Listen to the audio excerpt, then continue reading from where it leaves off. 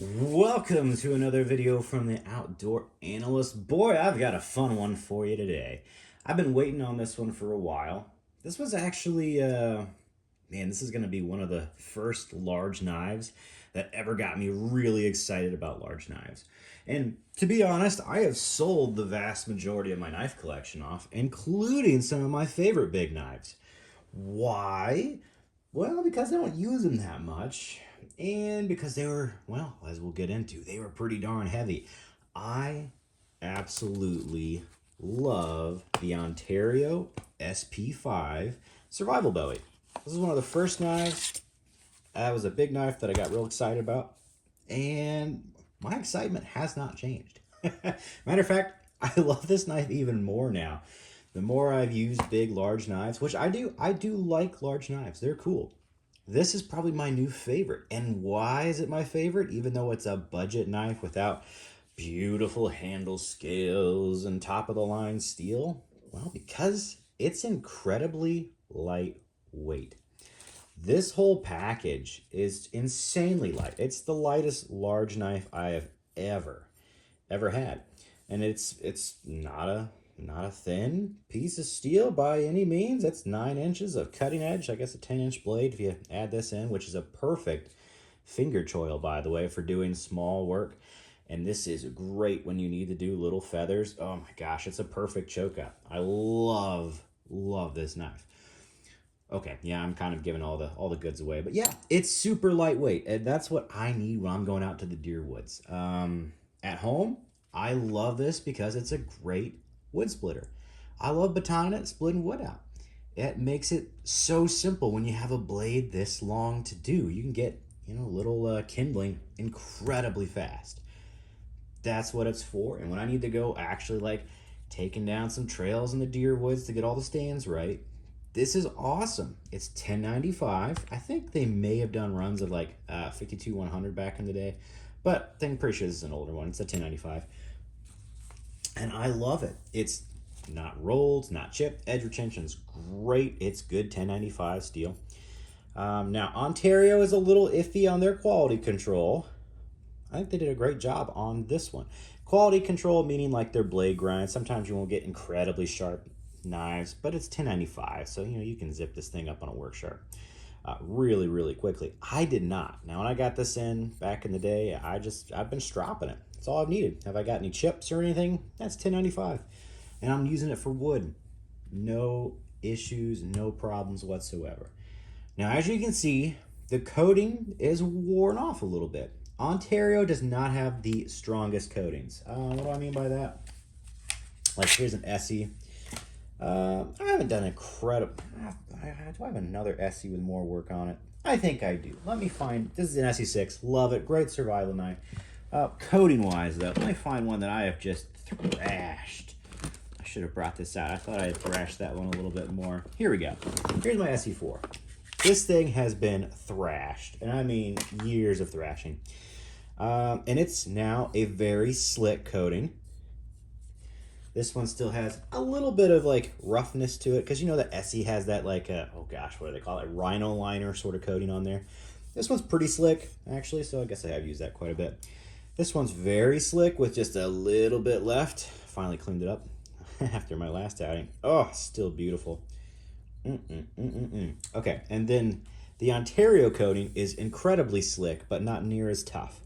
So this is batoning. It will come off during regular batoning, honestly. Whereas Essie, not at all. You can baton through these things. That coating's going to last. You'll lose a little bit of the rhino lining, but you're not going to actually have the coating, come off that easily. That takes years and years and years of use. Whereas, okay, it depends on how much you use your knife, honestly. Whereas the Ontario, that comes off pretty quick. So, is that a problem to me? No, this is a big knife. I'm meant to beat the crap out of it anyway. The coating's kind of nice because you do have $10.95, so it can rust. But if you just take care of it, you're not going to have any big issues. It's just normal $10.95. Normal carbon steel. Nothing too surprised about there. So what about the sheath? Well, seeing a nylon sheath, most of the time people think that's just crap. Nylon is just cheap. This sheath weighs like a couple ounces at most, maybe 2 ounces. Why does that make this awesome? Because this whole package is freaking light. It's incredibly light. I should have got the weight of this thing, but man, it's, you just can't beat a knife that's this light with that much capability altogether.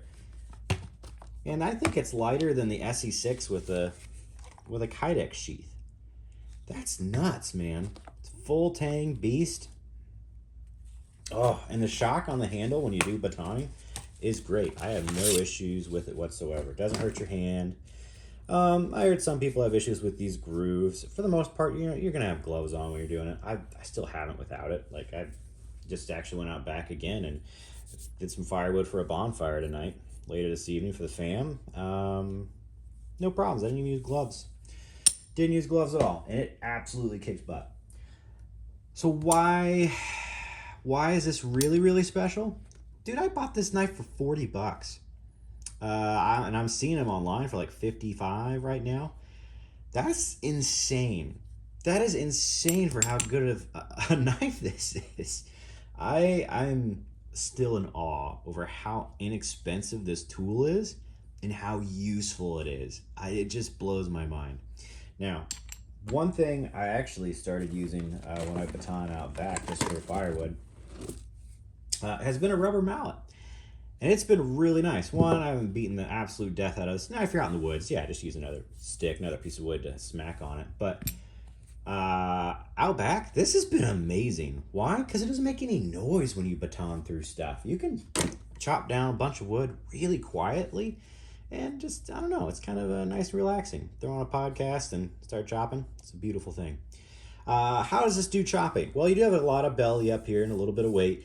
It's not the best chopper. I don't chop anymore, guys. I just don't. If I'm delimbing, I don't really call that chopping because I'm just going through, small limbs for the most part, or I'm taking down small trees in the deer woods. I'll be honest, if I'm going to take anything big down, the smallest thing I'm going to use is going to be a little axe. I love this little Gransfur's Outdoors axe. I still love this thing. It just rips through small trees. I mean very small trees. But that's really all I'm going for in the woods where I'm doing my trails. This thing's awesome. I love little axes. They're so useful. Or even the little, small forest axe. That's probably number 2. I've used that knife or that axe. Oh, so much. But when it comes to, just small stuff, this is great. You can almost treat this like a machete. It's that light. But it does have such a thick 1095, and it gets down to a pretty nice edge that, splitting wood, doing machete work, clearing out stuff. It's just super good. I really don't have a lot of negatives besides the fact it doesn't look incredibly cool. It looks a little more tactical than everything. The sheath is actually a huge positive. This thing has held up great for years, and obviously I don't use it. What do you carry the sheath in? A backpack, or you throw it in the UTV. That's the sort of thing, and it's just no big deal. It works so well. Do I wish it was Kydex? Maybe not. It'd be heavier. So throwing that on the back is so much easier. Just chuck it in there and throw it in the bag and going. So it's 2024. People need budget knives in their lives. You need awesome tools for not a ton of money. Let's face it, things are getting crazy. This is a great tool, man. This is an awesome tool that you just don't have to worry about at all. It's $10.95. I got it for 40 bucks. I think they're around 50. And this does all your big woodwork. I think it does it all. And I think it does it incredibly well. It's a full flat, so it's not like a saber grind. Do I wish this was sabered? Maybe if it was a little taller, but then it would weigh more. So honestly, it works pretty well the way it is. I really wouldn't change this. I like saber grinds just because you usually have a little more wedge when you're batoning. But this thing isn't super tall, so it splits pretty darn well. It doesn't take long to get up to here and just get that wedge going. So I don't know, man. It's kind of like a perfect Bowie knife for me. It's incredibly light, and I think, man, that's just really why I love this. The only thing that sort of came close was like a Lon Humphrey Ranger. I do kind of wish I had one of those again. That'd be really nice. But this is a little longer, and I also don't care what happens to this knife, and it has a more comfortable handle for batoning. So there's definitely some benefits to it. It's just freaking awesome. It just really is. I love it. I can't really recommend this enough because I can't find anything this big that's this good. Now there's like other Ontario knives out there. They have like the big Raider Bowies and those things, but they weigh a lot more. Are they more choppy? Yes. Is this better for, I think, just actual wood work? Yeah. Yeah, I do. Like this is the perfect log splitter, man. It is. I really, I don't have a lot of negatives. I have mostly nothing but positives. Now, I would say if you have a chance to check out multiple ones, make sure you have one with a good edge on it, where they did the edge right. This one's awesome. It's a very well done edge. It's very neat all the way across, and I just keeps dropping this sucker till I chip it, man. The strop's taking care of it just perfectly. So, oh, it's beautiful. Beautiful. 1095, nothing special. Or if you get one in 5160, I don't know if they ever made, I think they made runs in 5160. That would technically be the better knife. Without a doubt, 5160 is a better steel than 1095. So if you can find one in that, great. I'm just pretty sure this is, yeah, one of the older ones. So 1095 it is. Have I had any issues with it? No. Nah, it's great, man. It's a great knife. Good steel, great knife. Nothing special for 40 bucks. Maybe this is the budget knife of the year, but it's huge, guys. So just know that. This is a huge knife. Yeah, SE6. Let's do a comparison here. This makes the SE6 look like a baby knife. Yeah, let's just be real. That is amazing. I love how tiny it is in comparison. I guess this is the SE6HM, so it has that bushcraft handle. Love this handle. It's good. It really is good. But look at the difference, man. It's just night and day. This is a big knife. So don't pretend that, you're going to throw this on your hip and be, super fun and cool. It's light enough. It's the same weight as like an SE6. So can you throw it on your hip? Absolutely. Is it insanely long and dangly? Yes. Does that make it a backpack or something you throw on the back of your truck or UTV, ATV, whatever you're driving around in? Yeah, that's what it's mainly for. So yeah, awesome knife. If you get a chance to pick one of these up for 40, 50 bucks, or you're looking for a big knife that you're gonna just beat the crap out of, because that's what you do with big knives, I'm really leaning towards the budget world. This is awesome, and it's brought me nothing but joy. Because what happens if I do something terrible to this knife?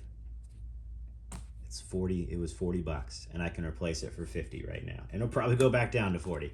I was worried that Ontario would stop making these. I'm pretty sure they're still in existence. I hope they are. I hope they're still making them, because this is a sweet knife.